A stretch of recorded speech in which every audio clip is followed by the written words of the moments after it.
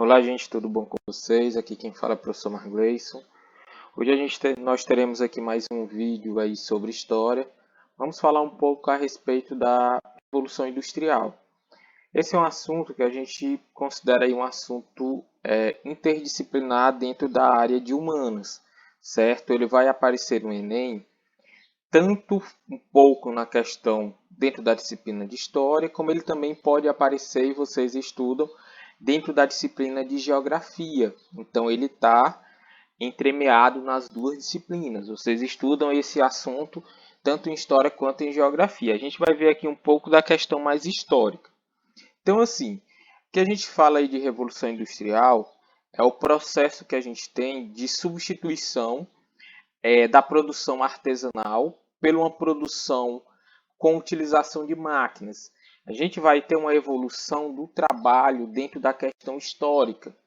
Então, esse trabalho que a gente está falando aqui, ele está relacionado à produção de um bem, à produção de um objeto. Então, ele vai ter uma evolução de como esse objeto ele vai ser feito, para a gente tentar entender. Então, esse processo de produção ele vai passar por diferentes etapas. A gente vai ver três aqui para caracterizar: a produção artesanal, a manufatureira e a mecanizada, que é a última quando chega aí a Revolução Industrial.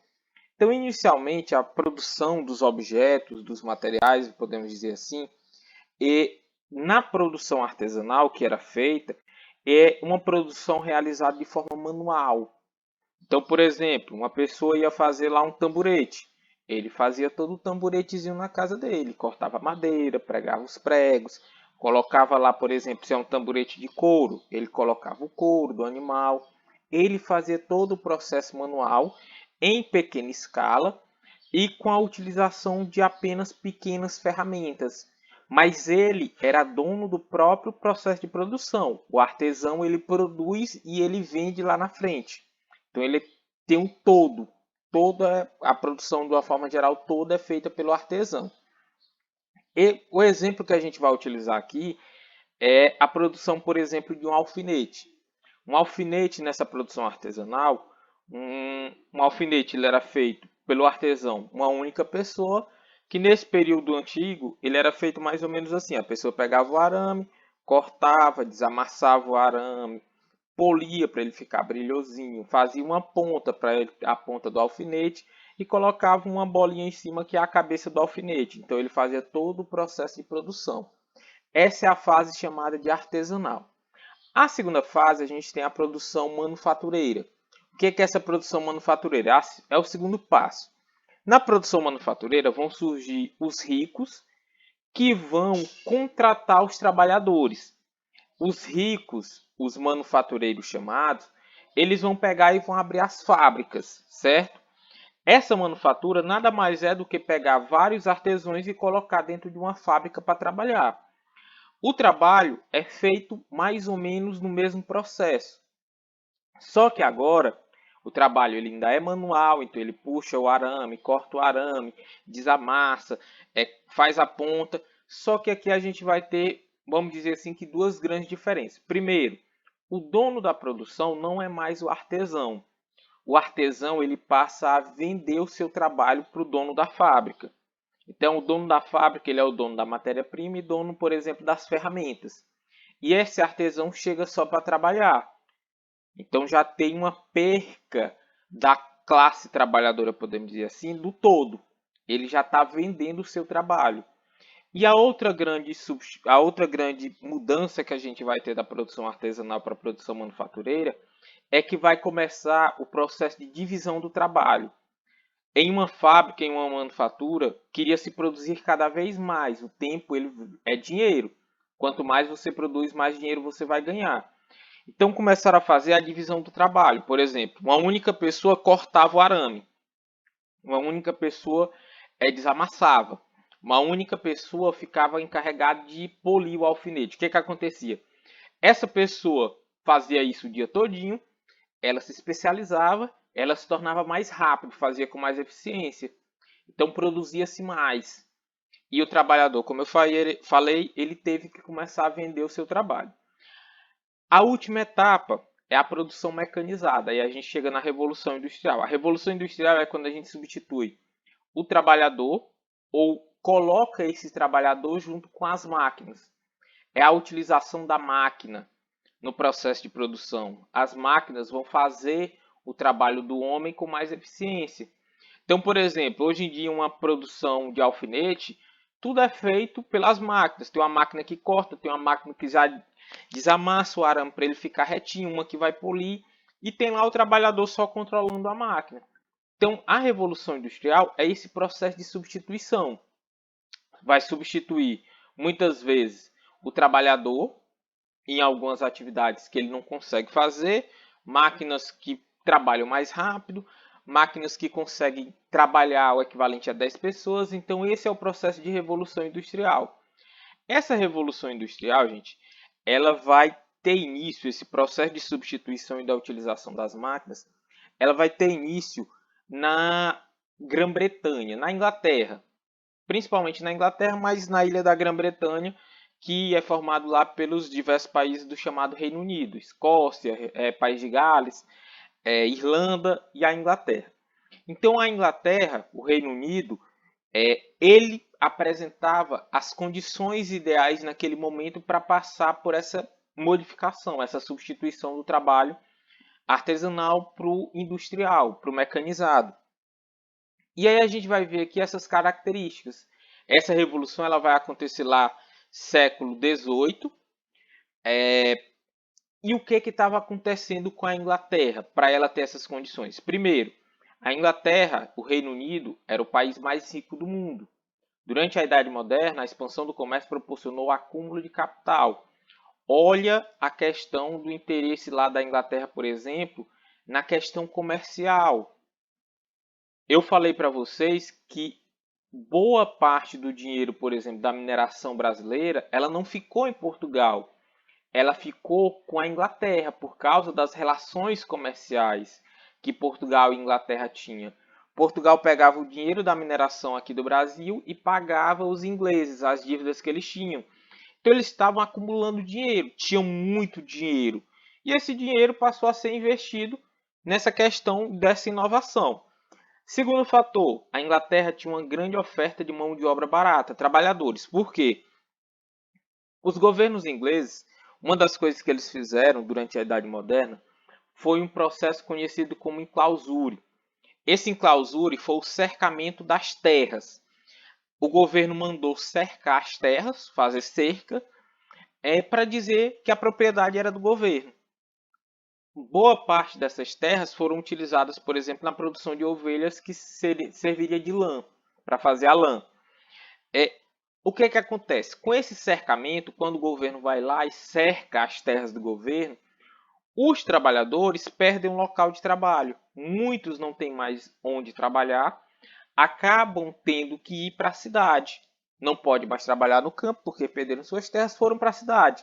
Então eles vão trabalhar por qualquer coisa que oferecer. É uma mão de obra abundante e barata. Está sobrando gente para trabalhar e trabalhadores que recebiam muito pouco. É uma condição que também favoreceu. Aqui a gente tem o exemplo do enclausure. Aí a gente tem aqui as condições naturais também ajudaram muito. A Inglaterra, primeiro ponto, ela tem uma posição geográfica ideal, se a gente pudesse falar assim, lá na Europa. A Inglaterra, ela faz parte aqui da Grã-Bretanha, então ela é uma ilha que está na parte superior aqui da Europa. Ela, por estar nessa ilha superior, ela tem uma proximidade de navegação para todas as partes aqui, ó.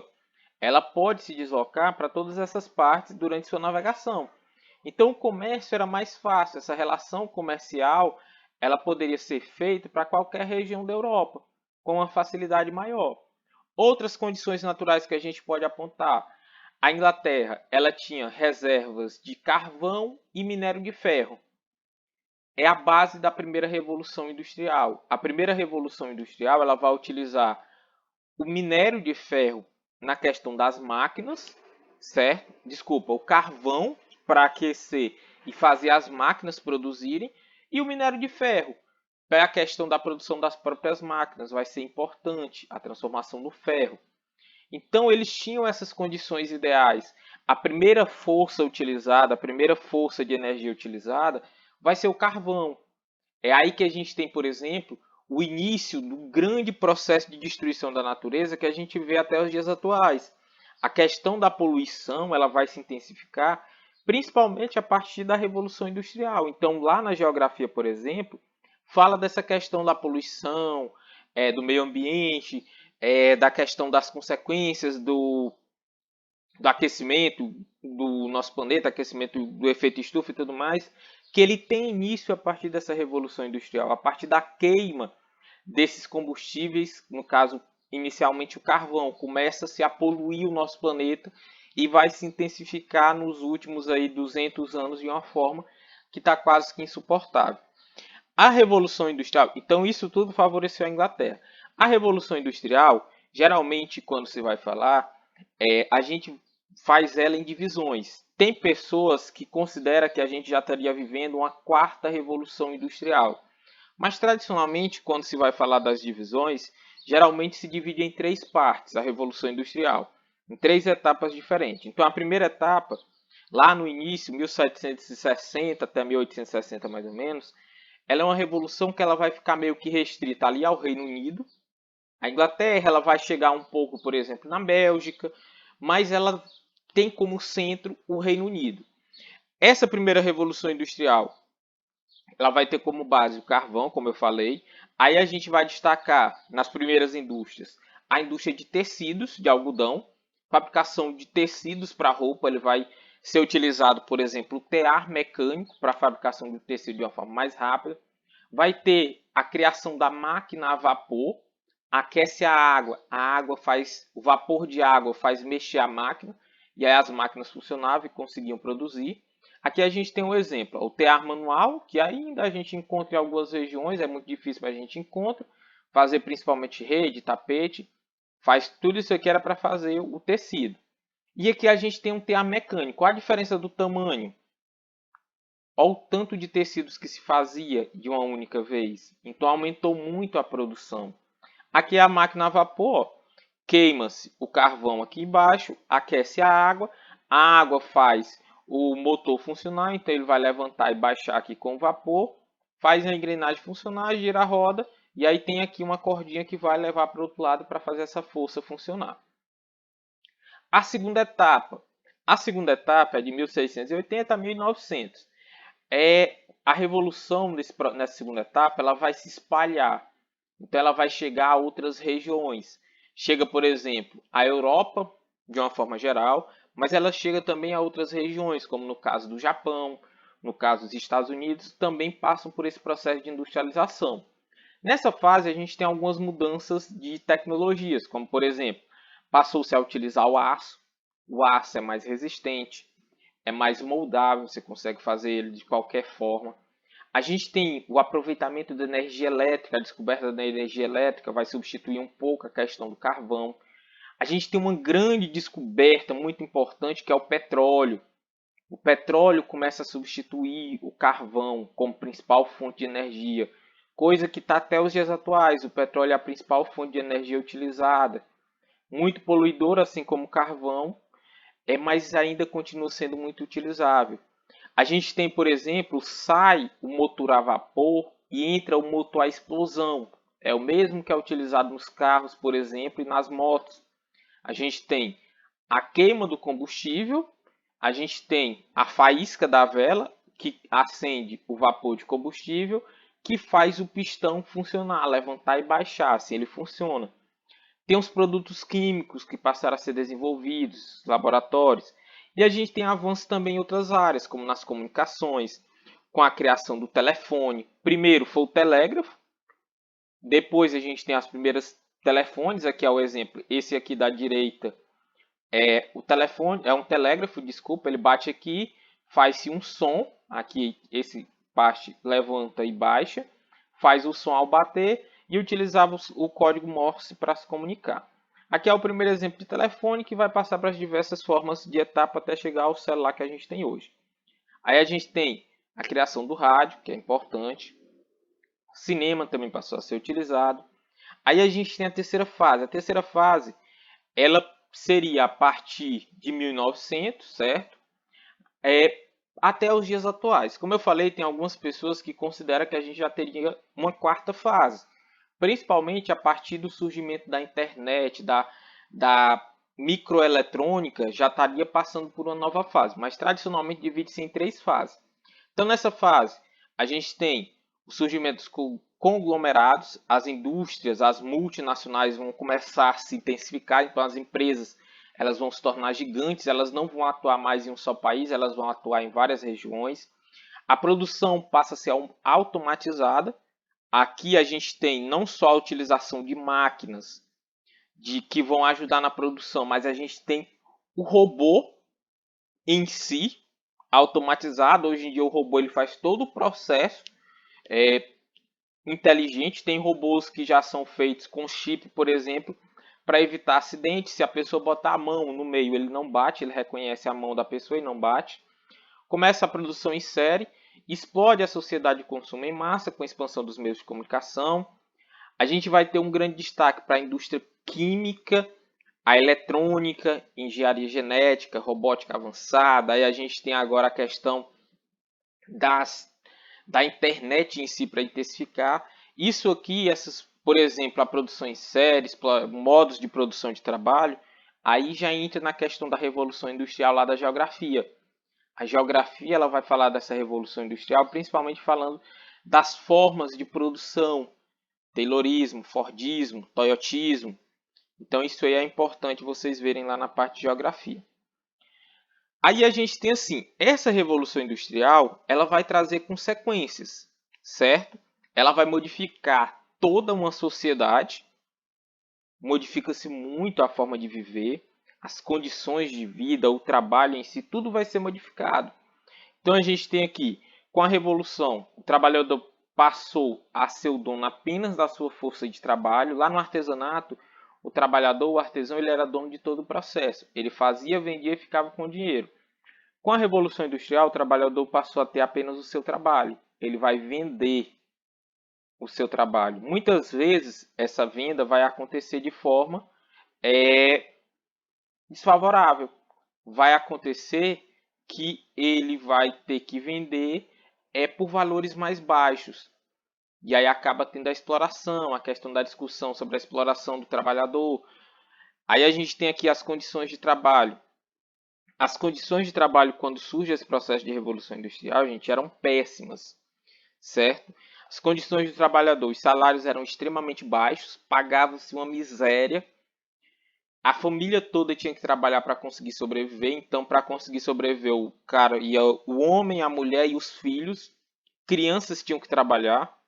Era muito comum ter acidente com as crianças. As crianças eram utilizadas para limpar as máquinas, por exemplo, por serem pequenas.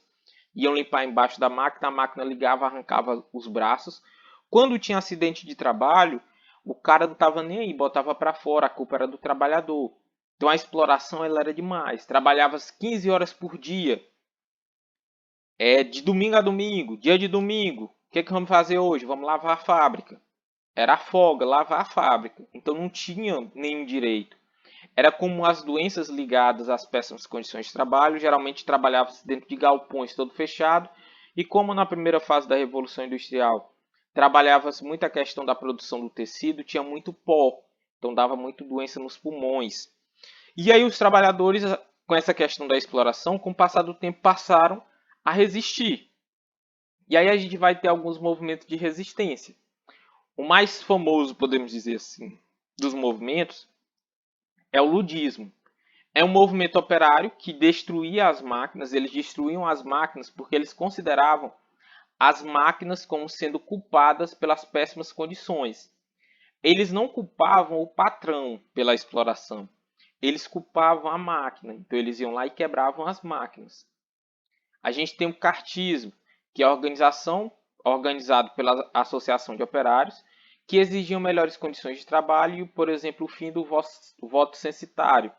Já passa da questão do trabalho para uma questão mais social, como, por exemplo, política no voto.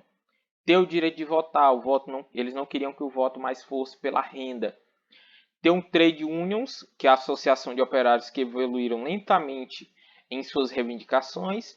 que vai dar origem, por exemplo, aos primeiros sindicatos modernos, as associações de trabalhadores, onde os trabalhadores, de certa forma, eles entregam o poder para um sindicato para lutar pela sua classe. O sindicato é o responsável pelaquela classe social.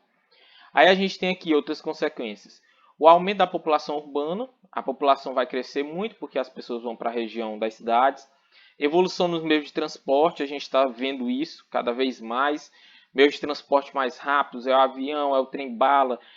Hoje em dia é o carro elétrico que não emite mais poluição. Especialização, fragmentação e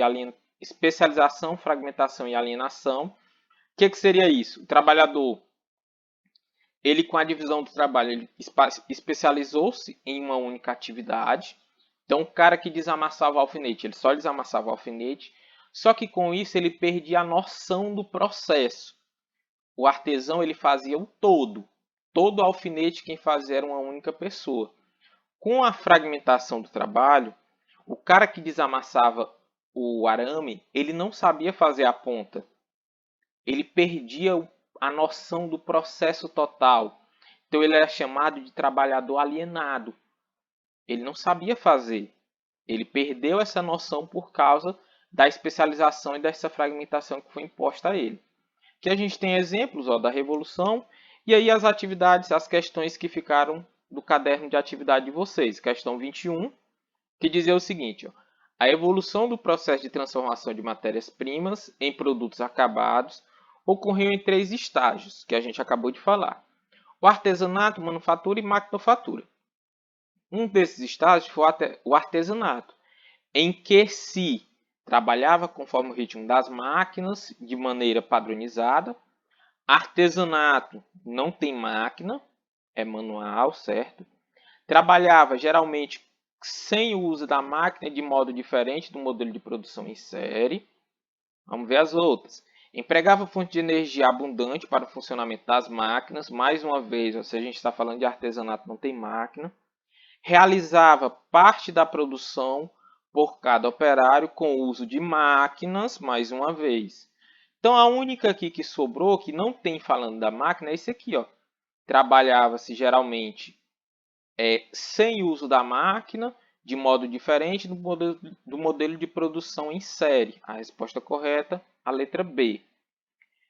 Questão 22. Em meados do século XVIII, James Watt patenteou na Inglaterra seu invento sobre o qual escreveu a seu pai: o negócio a que me dedico agora se tornou um grande sucesso. A máquina de fogo que eu inventei está funcionando e obtendo uma resposta muito melhor do que qualquer outra que tenha sido inventada até agora. Aí aqui, a revolução histórica relacionada ao texto, certo? A invenção lá da máquina de fogo relacionada ao texto, a fonte primária e a energia utilizada em tal máquina e a revolução histórica relacionada ao texto, a fonte primária de energia utilizada em tal máquina e a consequência ambiental de seu uso são, respectivamente. Aí a gente tem a Revolução Histórica. O que a gente está falando? Não é de Revolução Puritana, não é de Revolução Gloriosa, a gente está falando de Revolução Industrial. Então aqui a gente tem letra D e letra E falando de Revolução Industrial. Aí a gente tem, respondeu a primeira parte, Revolução Industrial. A fonte primária de energia. Qual é a primeira fonte de energia utilizada? É o gás ou o carvão? É o carvão. A resposta correta aqui é a letra E. A revolução é a revolução industrial, a fonte de energia é o carvão mineral e a consequência ambiental é a poluição, que a gente tem início nesse processo. A questão 23. Dentre as consequências sociais forjadas pela revolução industrial, pode-se mencionar uma das consequências sociais. A gente tem na letra A o desenvolvimento de uma camada social de trabalhadores que, destituídos dos meios de produção, passaram a sobreviver apenas da venda de sua força de trabalho. Não vou nem precisar ler as outras, porque foi o que a gente acabou de falar no finalzinho aqui do assunto, certo? Então, é isso aqui, a questão social. O trabalhador, ele vai ter como uma única forma de sobreviver vender seu trabalho. E vender seu trabalho, na grande maioria das vezes, de uma forma não tão satisfatória para ele, por salários mais baixos, vai ser mais explorado. Então essa é a principal consequência social que a gente pode indicar. Então, gente, espero que vocês tenham entendido. Qualquer dúvida que tenha ficado, a gente tem as aulas aí para vocês perguntarem. A gente vai encerrando por aqui. Tchau, tchau, fiquem bem e até mais para vocês.